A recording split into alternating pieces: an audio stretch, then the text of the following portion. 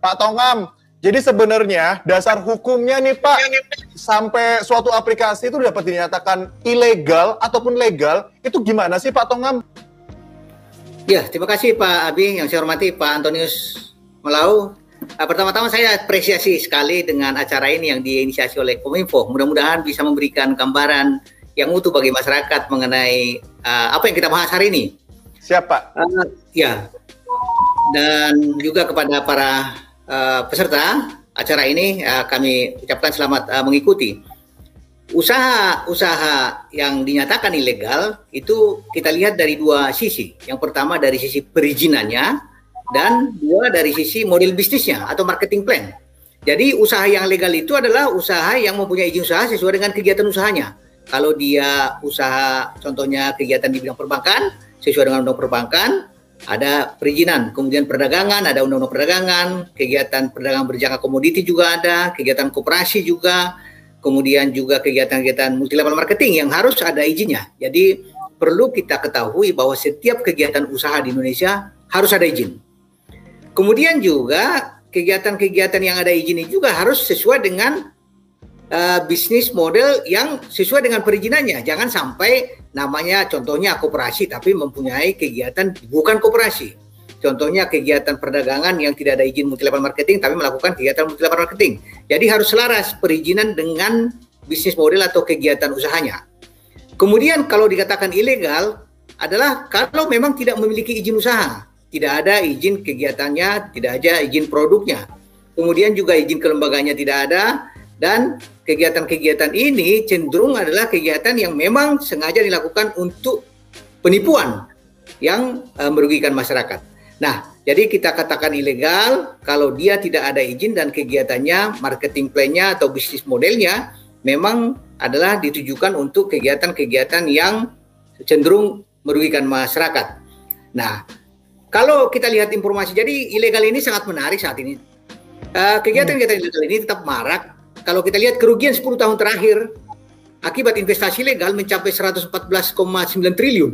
Wow, nah, banyak banget Pak. Jumlahnya sangat besar dan ini baru yang memang masuk dalam laporan proses penegakan hukum. Belum lagi banyak masyarakat kita yang tidak lapor karena berbagai hal.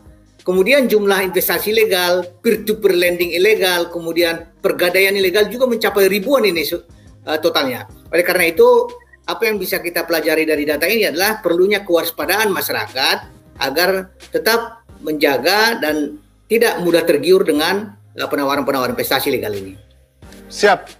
Oke, Pak Tongam, itu tadi nilainya fantastis banget loh. Dan itu pun yang orang atau masyarakat yang melapor ya Pak ya. Apalagi yang belum melapor ya Pak. Nilainya tuh pasti lebih besar daripada itu ya Pak yang dirugikan ya.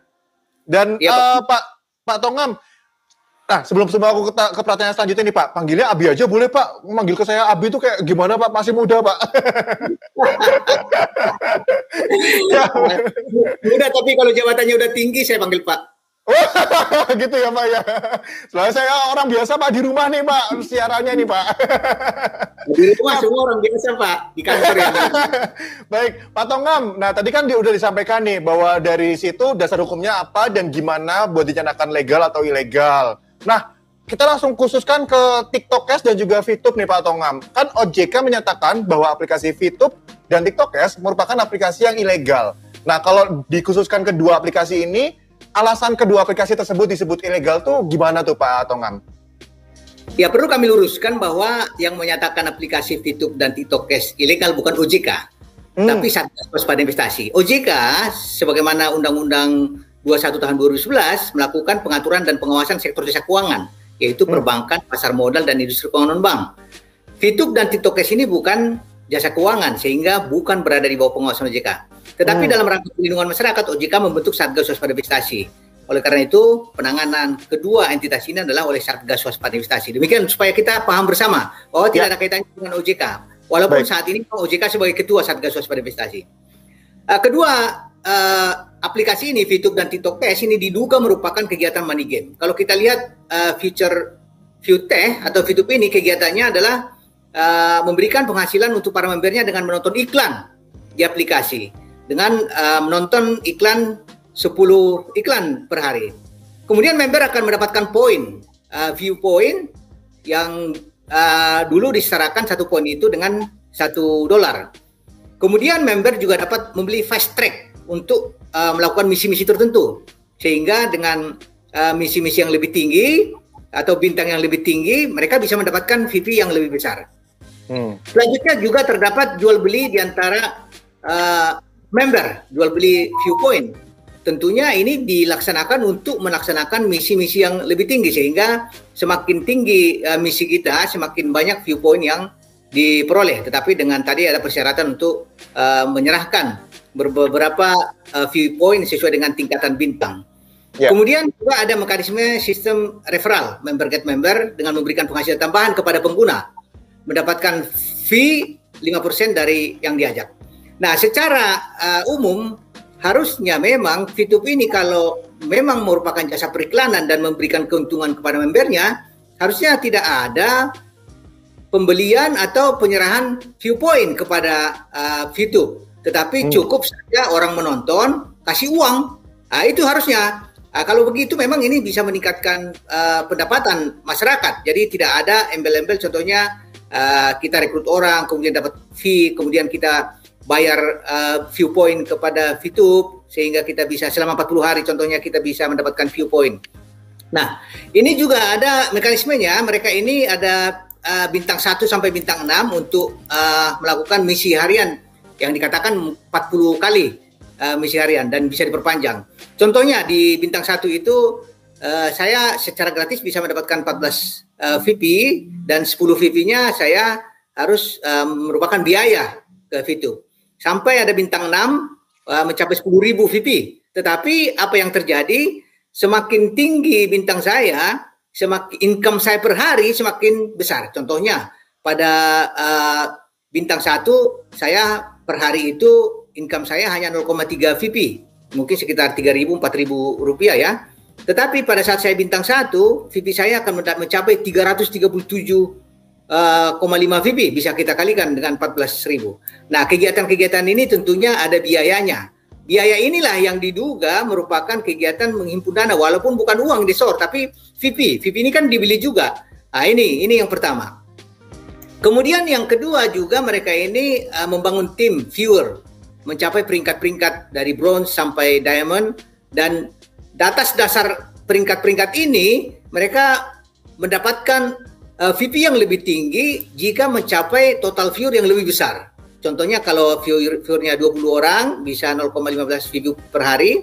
Tetapi kalau contohnya viewernya sampai 100.000 per orang, itu bisa mendapatkan lebih kurang 275 VP per hari. Jadi kegiatan-kegiatan ini memang kegiatan dengan get member. Itu mengenai VTube. Kemudian mengenai TikTok Cash. TikTok Cash ini model bisnisnya adalah memberikan bonus kepada member dengan melakukan tugas harian. Follow akun, like, nonton video TikTok, dan screenshot hasil tugas untuk dilaporkan ke akun TikTok Cash member. Untuk masuk TikTok Cash, member harus ikut keanggotaan. Ada anggota magang yang gratis memang, tetapi hanya mendapatkan Rp20.000 per tahun. Dan ini memang tidak diminati oleh masyarakat. Sehingga masyarakat kita cenderung membeli keanggotaan. Jadi ada di sini tingkat keanggotaan. Semakin tinggi tingkat keanggotaan, semakin mahal harga paket dan semakin banyak pula bonus yang didapat. Contohnya tadi, tingkat keanggotaan yang gratis itu tingkat keanggotaan magang namanya. Jadi jumlah tugas hariannya hanya 2 dan 1 tahun hanya dapat komisi 20.000. Tetapi karena memang masyarakat kita ingin mendapatkan komisi yang lebih besar, ada beberapa jenjang keanggotaan, ada magang, pekerja sementara, karyawan, pemimpin grup, pengawas. Nah, contohnya pengawas. Pengawas harga paket keanggotaan di pengawas ini Rp4.999.000. Jumlah tugas hariannya nonton atau klik 55 klik tugas per hari, dan sangat menakjubkan dalam setahun dengan modal sekitar 5 juta ini bisa mendapatkan komisi 120 juta per tahun. Ini dari mana? Tentunya ini didapat dari peserta yang datang belakangan tentunya. Jadi tidak ada barang atau jasa yang dijual, tapi cukup nonton-nonton saja dengan merekrut orang. Nah, ini akan kita dapat. Nah, ini sangat parah menurut saya. Kemudian juga TikTok Cash ini memberikan komisi referral, komisi tambahan hingga 3 downline berdasarkan presentasi tertentu. Jadi ada perekrutan dengan menggunakan kode referralnya.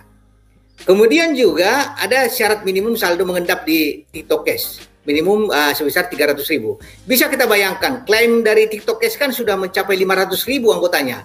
Kalau dana tertahan itu 300.000, berarti 150 miliar jumlah uang yang mengendap terus-menerus di TikTok Cash. Nah, ini kan sangat menguntungkan TikTok Cash. Jadi kegiatan-kegiatan ini memang diduga adalah kegiatan penipuan. Jadi TikTok Cash ini di mana member membeli keanggotaan untuk menawarkan keuntungan yang sangat besar, tidak ada barang atau jasa yang dijual. Jadi masyarakat kita cenderung membeli keanggotaan supaya semakin banyak komisi-komisi dan juga melakukan sistem referral yang pada dasarnya ini adalah kegiatan gali lubang tutup lubang.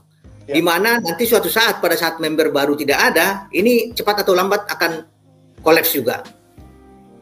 Oke, siap Pak. Wah, ini Pak Tongam informasinya jelas banget nih Pak. Aku dari tadi benar-benar merhatiin dan ini banyak banget para penonton kita, warganet yang sedang menonton pasti juga tercerahkan nih dengan informasi yang Pak Tongam berikan.